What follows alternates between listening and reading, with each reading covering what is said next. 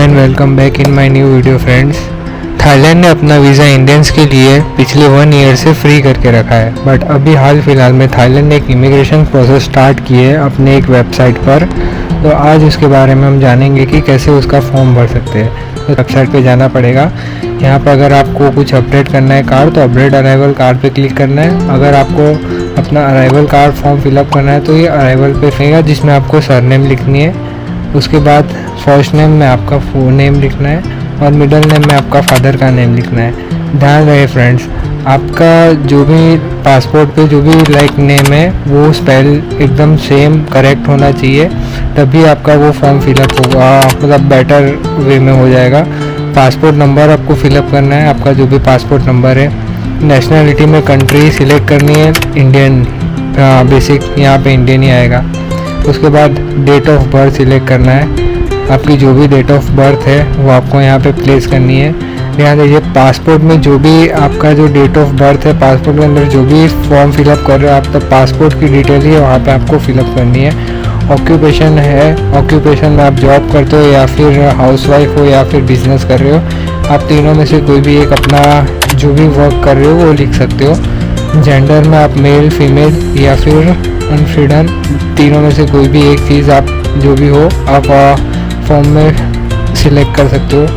Visa number में कुछ select करने की ज़रूरत नहीं, क्योंकि इंडियंस के लिए अभी वीज़ा फ्री है।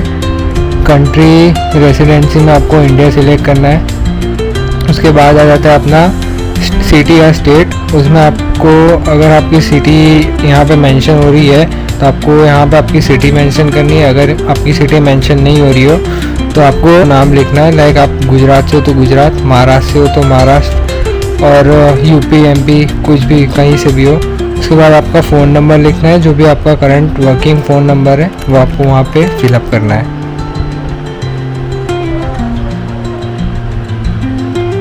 ये सब फिलअप करने के बाद कंटिन्यू पे क्लिक करेंगे और आगे के हम प्रोसेस देखेंगे।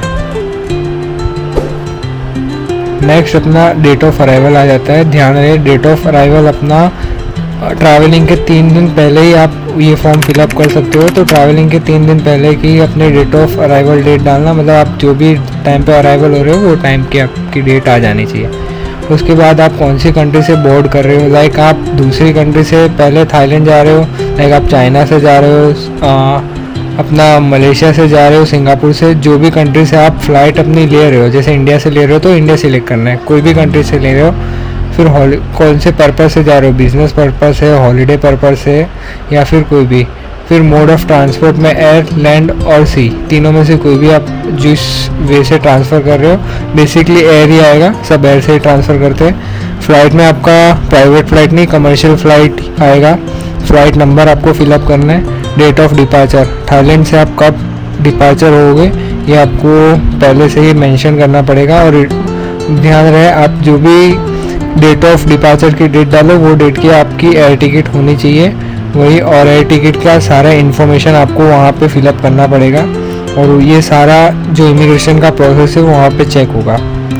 उसके बाद आपका टाइप ऑफ अकोमोडेशन, थाईलैंड में आप कौन सी होटल में रह रहे हो या फिर गेस्ट हाउस या फिर कोई आपका रिलेटिव है कहाँ पे रह रहे हो, उसका आपका एड्रेस हो गया। उसके बाद आप बैंकॉक है, पटाया है, फुकेट, कराबी, कौन सी एरिया में रह रहे हो वो लिखना है। फिर बैंकॉक में आप रह रहे हो तो बैंकॉक में कौन सा एरिया है, लाइक प्रातुनाम है या फिर सुकुमबुक, कोई भी एरिया जो आप एरिया में रह रहे हो वहाँ का आपको एरिया लिखना है। उसके बाद एड्रेस हो गया। अभी आपने होटल सिलेक्ट की है तो कोई भी, लाइक हम लोग एक अभी बैंकॉक पैलेस करके एक होटल है वहाँ का, तो वहाँ का एक एड्रेस ले लेते हैं। आप कोई जो भी होटल में रुक रहे हो गूगल से उसका एड्रेस आपको निकाल सकते हो, वहाँ से ही आपको अपना एड्रेस जो है गूगल से ही निकालना है, ये ध्यान रखें। फिर एड्रेस गूगल से कॉपी करके पेस्ट कर देना है, कंटिन्यू पे क्लिक करना है। ओके, सो नेक्स्ट अपना आता है कि आप कौन सी कंट्री से आप मतलब आप कौन सी कंट्री में थे पहले। थाईलैंड आने से पहले आप कौन सी कंट्री में थे, आप इंडिया में हो तो इंडिया में लिखना है, या फिर आप कोई भी कंट्री से आ रहे हो तो वो कंट्री का आपको नेम लिखना है। उसके बाद आपका जो भी इन्फॉर्मेशन आपने फिलअप की होगी वो सारी इन्फॉर्मेशन शो हो जाएगी। आप एक बार फुल इंफॉर्मेशन चेक करनी पड़ेगी। आपका जो भी आपने जो डेट ऑफ अराइवल है, डिपार्चर है, या फिर आपका नेम हो गया, पासपोर्ट डिटेल है, आपकी फ़्लाइट डिटेल्स है, सारी एक बार रीचेक करके ही आप कंफर्म करना। उसके बाद आपकी जो मेल आईडी है, वर्किंग मेल आईडी, वो वहाँ पे आपको फिलअप करनी है।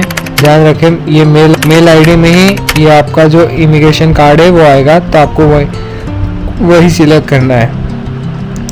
तो ठीक है, हम मेल आईडी अपने डालते हैं। उसके बाद आईडी डालने के बाद सबमिट में क्लिक करना है और ये जो टर्म्स एंड कंडीशन है उसको एक्सेप्ट कर देना है।